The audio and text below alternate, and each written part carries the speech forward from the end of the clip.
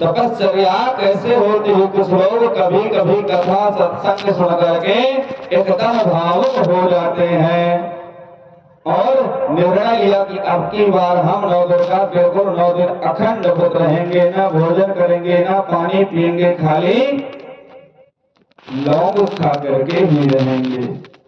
और जब उसमें पहुंचते हैं महाराज, तब तो आधे में ही सीताराम होती है, पाऊंगा 9 दिन का व्रत फलाहार रहते हैं हम लोग, तो भी ये लगता है कि 9वें दिन चाहे अगर 6 बजे का पारण है ना, तो 2 बजे रात से माताएं जग जाएंगे। कि पूछोगे कि क्यों, क्या बात है, क्यों जग गए 9 बजे से? अरे 6 बजे का पारण है ना, कढ़ी बनाना है, फुलौली बनाना है, पकौड़ी बनाना है, बुरा बनाना है, मुगौली बनाना है। दुनिया भर के आइटम जितना साल भर में नहीं खाने को मिलेगा, उतना नवरात्र के 9वें के पारने वाले दिन प्राप्त होगा। ऐसे भक्ति नहीं होती भगवान की। हठ योग करके बैठ गए ध्रुव जी महाराज, आपको आना पड़ेगा। कैसे नहीं आएंगे? आपकी हिम्मत क्या है कि आप नहीं आएंगे हमें दर्शन देने? इस हठ योग से भगवान का भजन करना चाहिए और अपनी तपस्या में स्थिर रहना चाहिए।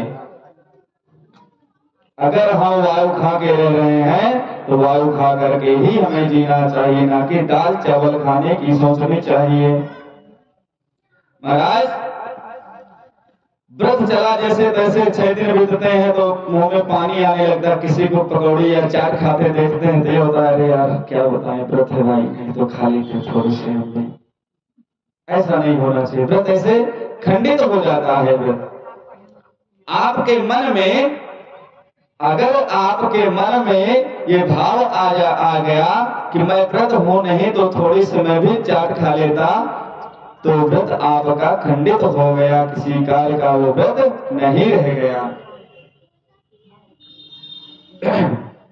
ध्रुव जी महाराज ने ऐसा प्राणायाम चढ़ाया अब कि सिर से सीधे नाक से चढ़ाया और ब्रह्मरंध्र में रोक दिया। पूरे शरीर का प्राण चढ़ा करके ब्रह्मरंध्र में रोक दिया। सांस खींची और खींचे की खींचे रह गए।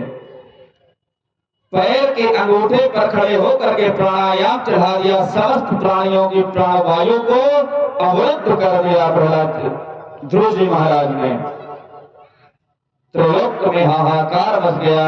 देवता भगवान श्री हरि के शरण में गए, कह रहे हरि शरणम हरि शरणम हरि शरणम हरि शरणम। भगवान श्री हरि के शरण में गए, क्या कहते हैं? नैवं विदामो भगवन् गणरोधम चराचरस्याखिल सत्त्वधाम्नः विधेहि तन्नो व्रजनात् विमोक्षम् प्राप्ता वयं त्वां शरणं शरण्यम्।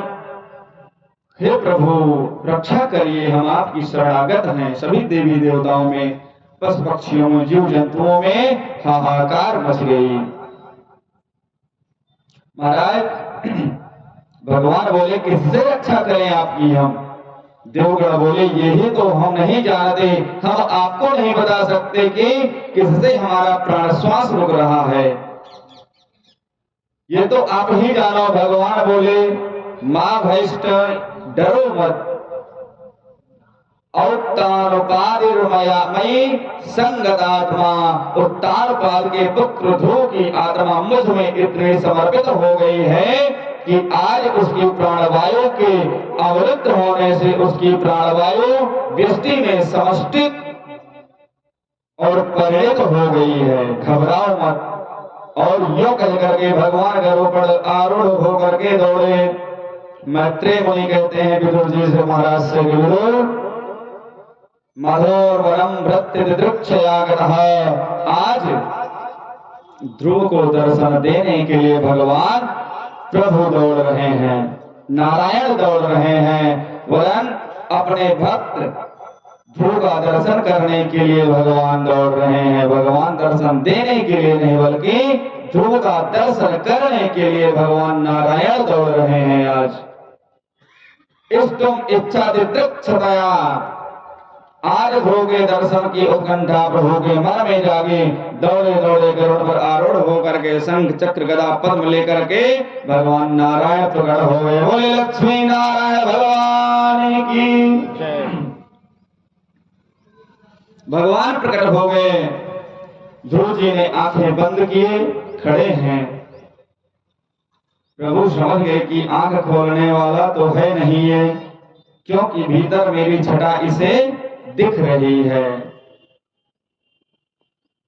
और भीतर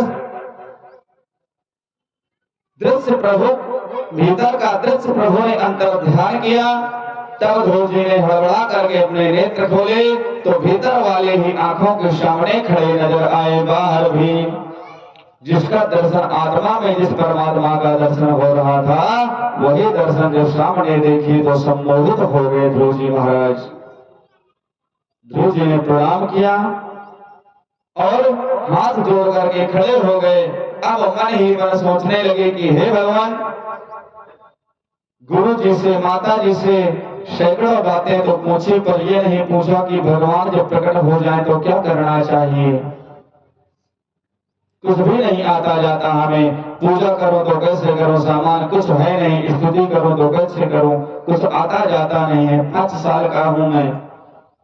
प्रभु समझ गए कि तुरंत ध्रुव जी के निकट आए और आकर के अपना दिव्य शंख ध्रुव जी के कपोल पर स्पर्श करा दिया। पस्पर्शवालम कृपया कपोले, जो प्रभु ने ध्रुव जी को गाल पे अपना शंख स्पर्श कराया, समस्त वेद शास्त्र वेदांत पुराण उपनिषद कंठस्थ हो गए स्पर्श कराते ही। मूकं करोति वाचालं पंगुं लंघयते गिरिं यत्कृपातमहं वन्दे परमानंदमाधवम्।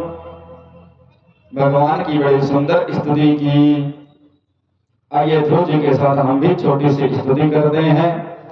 योऽन्तः प्रविश्य मम वाचमिमां प्रसूतां सञ्जीवयत्यखिल शक्तिधरा स्वधाम्ना अन्यासहस्तचरणश्रवणत्वगादीन् प्राणान् नमो भगवते पुरुषाय तौभ्यम्। बड़ी सुंदर स्तुति ध्रुव जी महाराज ने किया।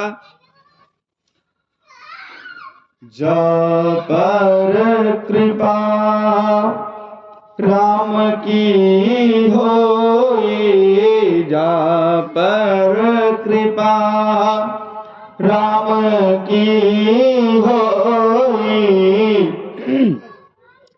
ता पर कृपा करे सब कोई, जा पर कृपा राम के होई, ता पर कृपा करे सब कोई। महाराज, जिस पे भगवान राम की कृपा होगी उसी पर सारा संसार कृपा करेगा, अपनी दया दिखाएगा। अगर राम जी की कृपा नहीं है तो संसार में कोई भी जीव आपका साथ नहीं देने वाला है। इसलिए भगवान की भक्ति करिए, तब इस संसार की भक्ति होगी। अगर राम की भक्ति नहीं तो कुछ नहीं। राम के नाम से जो विमुख है जो जीव, उसका इस संसार में आना कहा गया है, उसको सुअर के समान कहा जाता है। कैसे? सवेरा हुआ, भोर भई, जल्दी जल्दी मंजन भी नहीं किए, लाओ भाई चाय लाओ, देवी जी को आवाज लगाई, अरे देर काहे कर रहे हो, जल्दी से चाय लाओ। बिना कुछ मुंह धोए, कुल्ला किए बिना, स्नान किए बिना, सूर्य नारायण भगवान को अर्घ्य दिए बिना, सब कुछ खाते पीते भक्षा भक्ष, ऐसे मनुष्य को चांडाल कहा गया है वेदों में। क्या कहा गया है? चांडाल। भाई चांडाल ही तो होता है जो बिना नहाए धोए बिना, भगवान को सूर्य नारायण को अर्घ दिए बिना, बिना गायत्री का जप किए बिना भोजन करता है, चाय पीता है, पानी पीता है।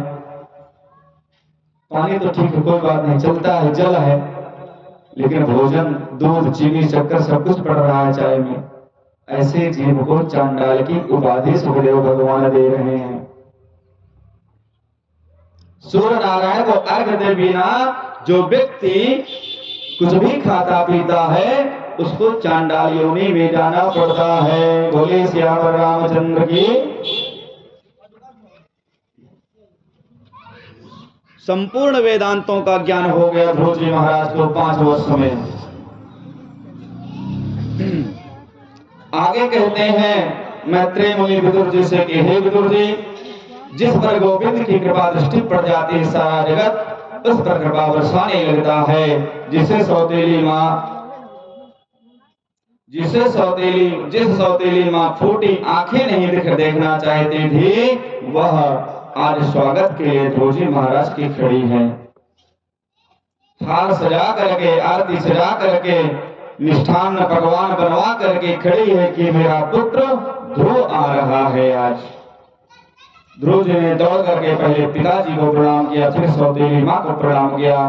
ध्रुव जी के पिता महाराज उत्तानपाद आज अपने बेटे को हृदय से लगा लिया, सारा वैभव साम्राज्य श्री ध्रुव जी महाराज को सौंप दिया और भजन करने चले गए। भजन करो भाई जो सुख चाहो भाई, ये जीवन 2 दिन का जीवन है, ज्यादा तो नहीं पर थोड़ी तो भजन करना चाहिए। शाम सुबह जरूर करना चाहिए।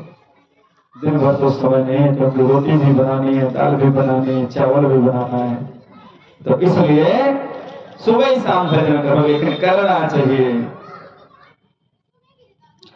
ध्रुव जी महाराज के भ्रमी और इला नाम की 2 कन्याओं से विवाह हुआ और कालांतर में उत्कल और वत्सल नाम के 2 पुत्र हुए। एक दिन ध्रुव जी के छोटे भाई उत्तम का झगड़ा यक्षों से हो गया और यक्षों के हाथों मारा गया। सुरुचि अपने बेटे को ढूंढने निकली तो जंगल में दावाग्नि की देह में भस्म होकर के बैठी मर गई। सुरुचि मां ध्रुव जी को पता चला तो यक्षों पर आक्रमण कर दिए और सैकड़ों यक्षों का संहार कर डाला ध्रुव जी महाराज ने। मनो महाराज ने प्रकट होकर के रोका, अलम बत्साति रोषेण, अरे पुत्र क्या कर रहे हो? तुम्हारा एक भाई को यक्ष ने मारा और तुमने बदले में सैकड़ों यक्षों को मार डाला। नायम मार्गो साधु नाम ऋषिकेशान वर्तिनाम। मनोज जी ने कहा, बेटा भगवत भक्तों का ये मार्ग नहीं है जहां तुम चल पड़े हो। तब ध्रुव जी सावधान हुए, यक्षराज कुबेर से माफी मांगी और लौट करके अपनी सत्ता का भार अपने बच्चों को सौंप करके संतों के साथ बैठ करके भजन करने लगे।